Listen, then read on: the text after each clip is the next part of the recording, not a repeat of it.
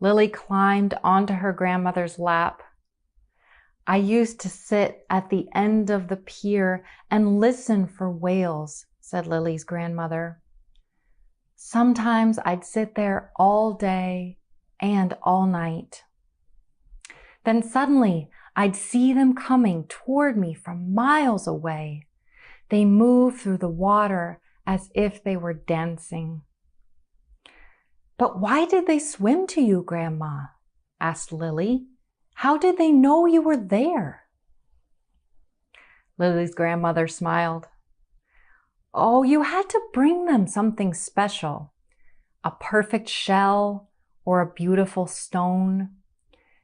And if they liked you, the whales would take your gift and give you something in return. What would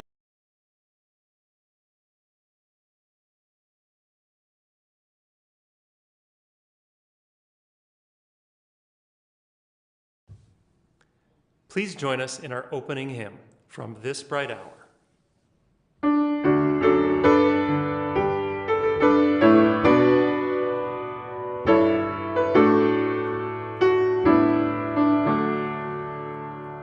From this bright hour and days to come, as we have gathered into one, open the gates and the light will shine all around. Let there be light.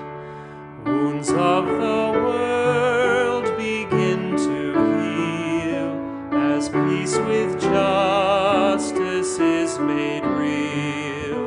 Open the gates and the light will shine all around. Let there be light. All are welcome, all invited with open hearts and open minds. In our living, in our learning, may we always be searching for truth and light. Now is the hour, join in the song, here in this place where we belong. Open the gates and the light will shine all around. Let there be light.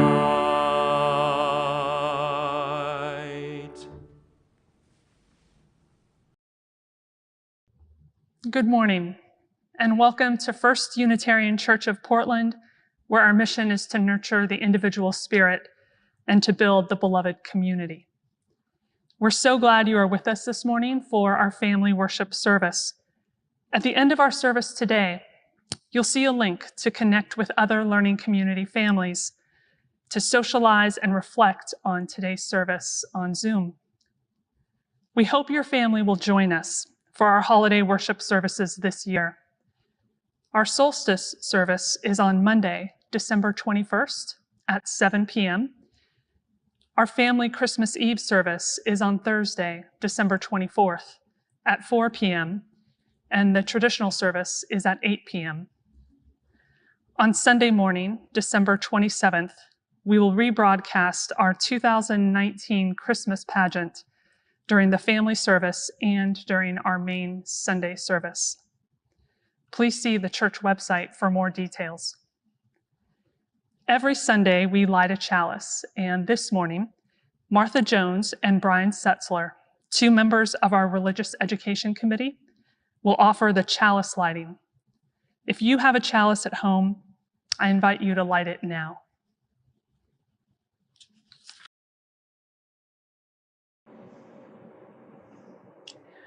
We are Unitarian Universalists. We light this chalice in faith, in hope, and in love.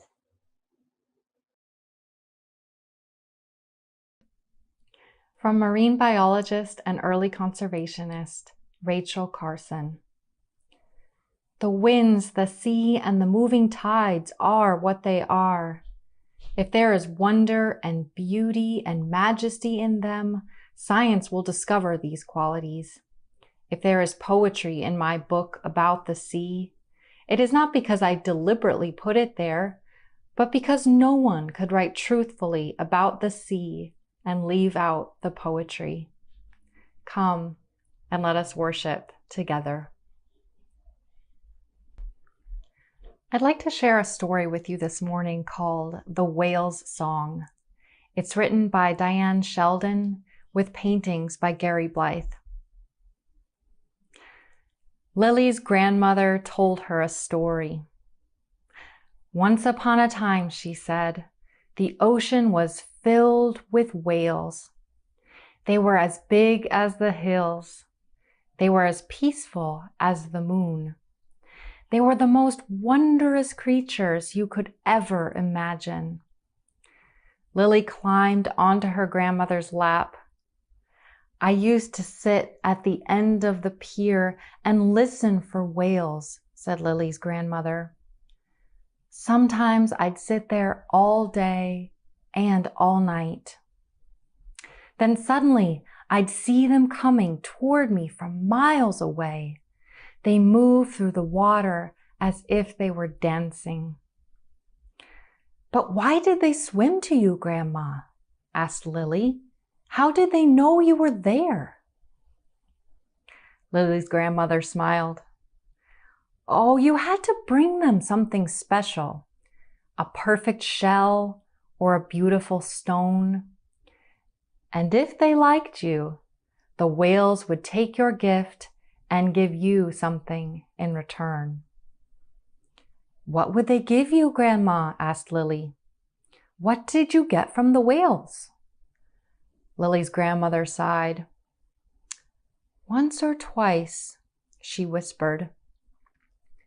Once or twice, I heard them sing. Lily's great-uncle Frederick stomped into the room. That's nothing but a silly old tale, he snapped. Whales were important for their meat and for their bones and for their blubber. If you have to tell Lily about whales, then tell her something useful. Don't fill her head with nonsense. Singing whales indeed. There were whales here millions of years before there were ships or cities or even cave dwellers, continued Lily's grandmother. People used to say they were magical. People used to eat them and boil them down for oil, grumbled Lily's great-uncle Frederick, and he stomped back out of the room. Lily dreamt about whales, and in her dreams she saw them as large as mountains and bluer than the sky. In her dreams she heard them singing, their voices like the wind. In her dreams they leapt from the water and they called her name. In the morning, Lily went down to the ocean, to the place where no one fished or swam or sailed. She walked to the end of the old pier. The water was empty and still. She took a yellow flower out of her pocket and dropped it in the water. This is for you, she called into the air. Lily sat at the end of the pier and waited. She waited all morning and all afternoon. Then, as dusk began to fall, Uncle Frederick came down the hill after her. Enough of this foolishness, he said. Come on home. You can't be dreaming your life away. That night, Lily awoke suddenly. The room was bright with moonlight. She sat up and listened. The house was quiet. Lily climbed out of bed and went over to the window. She could hear something in the distance on the far side of the hill. She raced outside and down to the shore. Her heart was pounding as she reached the sea. There, enormous in the ocean, were the whales. They leapt and jumped and spun across the moon. Their singing filled the night. Lily saw her yellow flower dancing on the spray. Minutes passed, or maybe hours. Suddenly, Lily felt the breeze rustle her nightgown and the cold nip at her toes. She shivered and rubbed her eyes. Then it seemed the ocean was still again, and the night dark and silent. Lily thought she must have been dreaming. She stood up and turned toward home. Then, from far, far away, on the breath of the wind, she heard, "Lily, Lily." The whales were calling her name.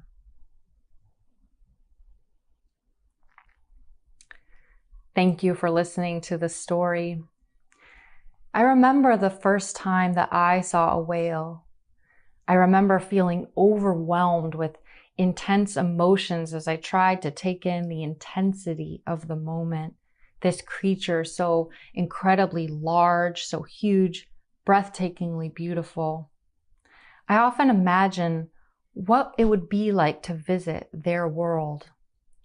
For whales, living in a world surrounded by water is just as natural to them as dry land is to us. And yet, as mammals, we both need air to breathe, oxygen.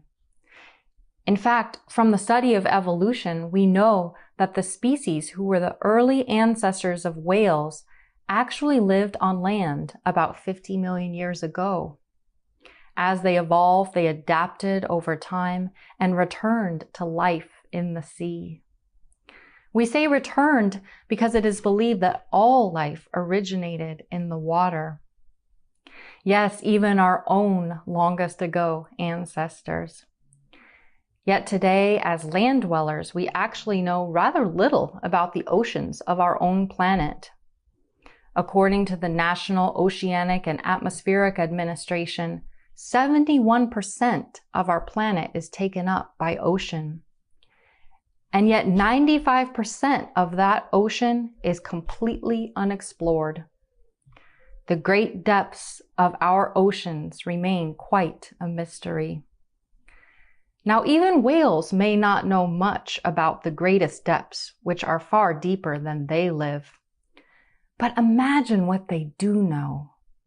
Biologists have learned that whales are highly intelligent, full of emotion, and have culture and languages like people do.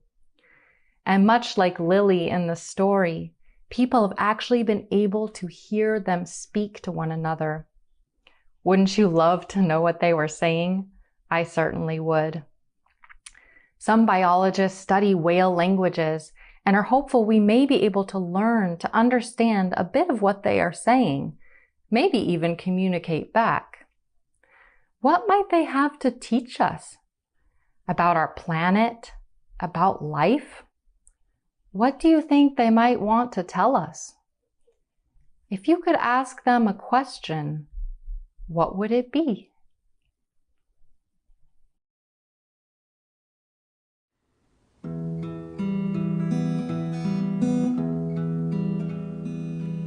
Between the here, between the now, between the north, between the south,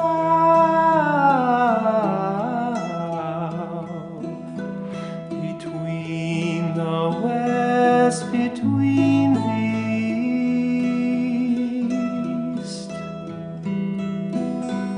between the time, between the place,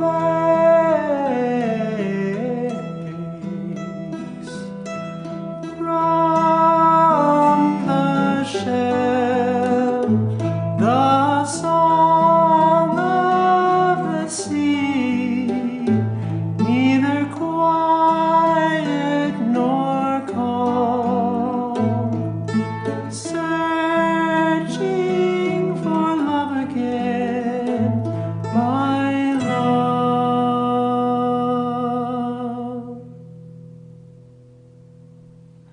Between the wind, between the waves, between the sounds, between the shore,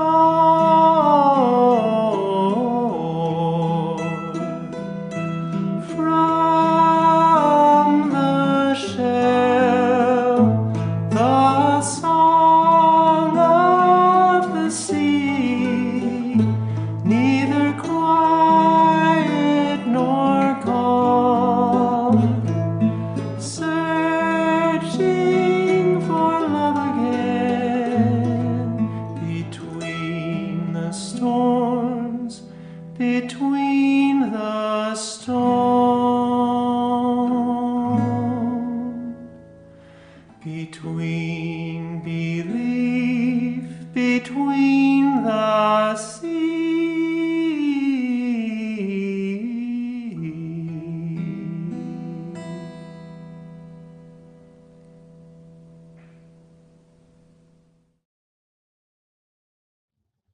There are worlds within our world, and to honor our connection to all that is known and beautiful, and all that remains a beautiful mystery, we offer this listening meditation of a whale song.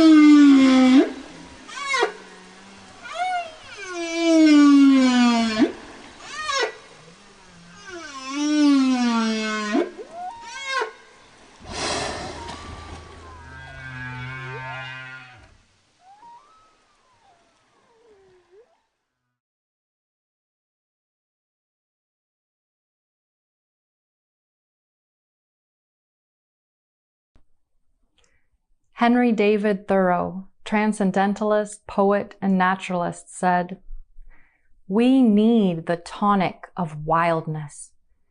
At the same time that we are earnest to explore and learn all things, we require that all things be mysterious and unexplorable, that land and sea be indefinitely wild." This is the day we have been given. May we rejoice in it and be glad. Go in peace, practice love. Amen. Please join us in our closing hymn, As You Go.